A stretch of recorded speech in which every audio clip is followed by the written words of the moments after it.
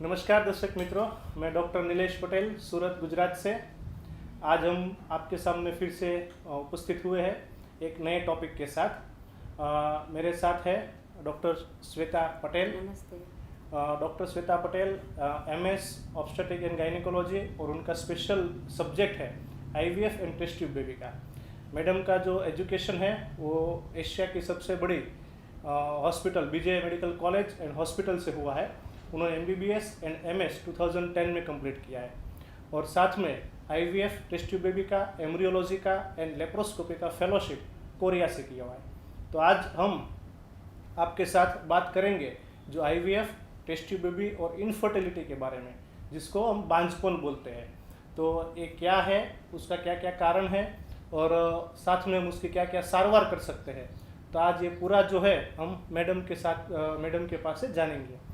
तो मैडम, ये इनफर्टिलिटी और बांझपन क्या है, किसे कहते हैं? जैसे हम सब जानते हैं कि आज के समय में बांझपन, निशानदनपना या वंध्यत्व बोलते हैं या इनफर्टिलिटी बोलते हैं, ये एक सुलगती समस्या है। हमारे कोई ना कोई नज़दीकी रिश्तेदार में या हमारे घर में या कोई फैमिली में, फ्रेंड्स में कोई ना कोई तो ऐसा है जिसको ये समस्या होती है। अब ये समस्या में जो भी निसंतान दंपति है बहुत नर्वस हो जाते हैं, डिप्रेस हो जाते हैं, थोड़ा अकेला महसूस करते हैं, आगे क्या होगा, ये सब समस्याओं में से निकलते हैं।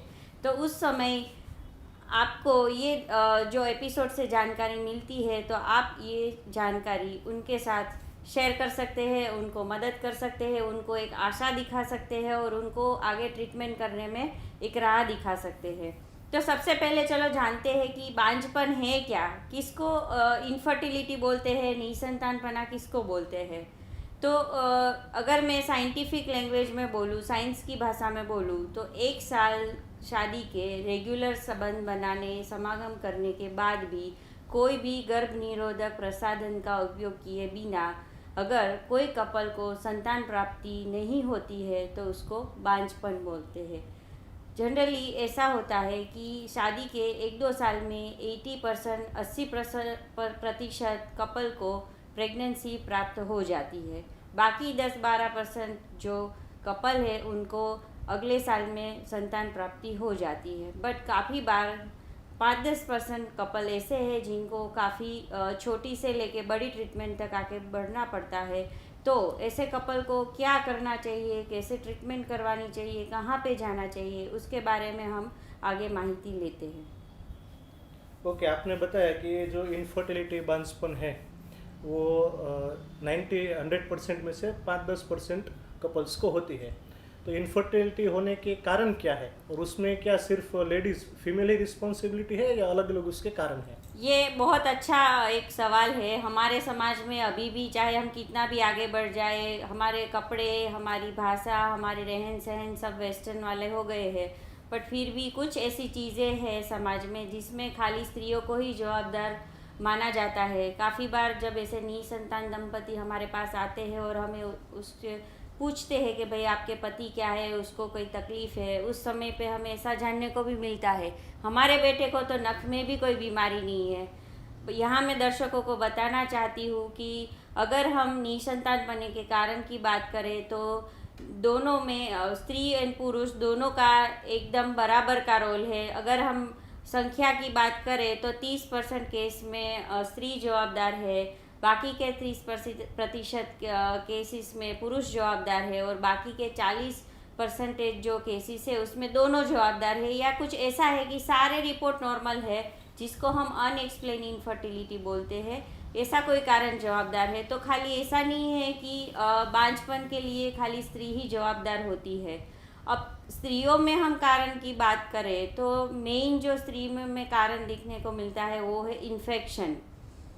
आंतरिक जननांग जो होते हैं जिसको बच्चादानी बोलते हैं, बच्चादानी की नली है, बच्चादानी की दीवार है या उसके आजू बाजू का जो पार्ट है उसमें अगर इन्फेक्शन होता है तो वो बच्चेदानी के लेयर को, बच्चेदानी की नली को डैमेज कर देता है, ब्लॉक कर देता है और उनको फिर गर्भ प्राप्ति में मुश्किल होती है। अगर हम हमारे देश की बात करें तो हमारे देश में टीबी बहुत कॉमन कोज में आता है, कॉमन कारण में आता है इन्फेक्शन में। और दूसरे ऐसे कुछ कीटाणु है जिसकी वजह से ये पूरा अंदर का जो आंतरिक जननांग का पार्ट है वो डैमेज हो जाता है। तो सबसे पहला कारण तो इन्फेक्शन है।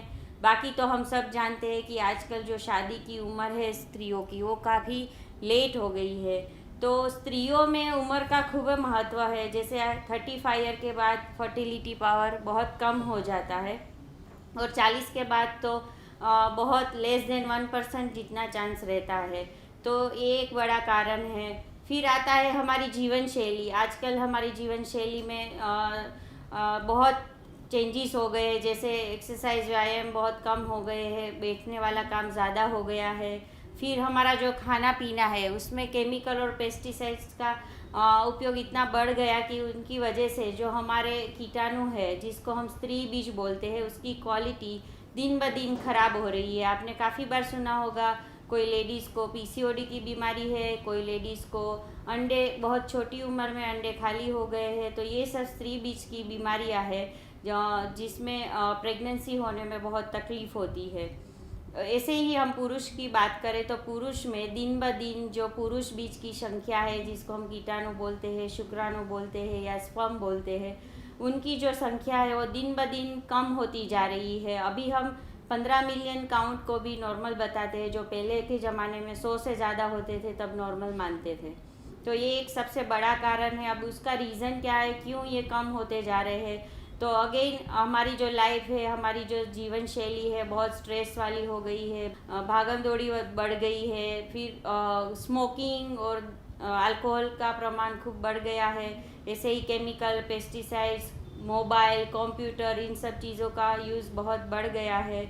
और ऐसे ही जो गोली के कैंसर होते हैं और जो पुरुष के जननांग होते हैं उनकी बीमारियां भी बढ़ गई है।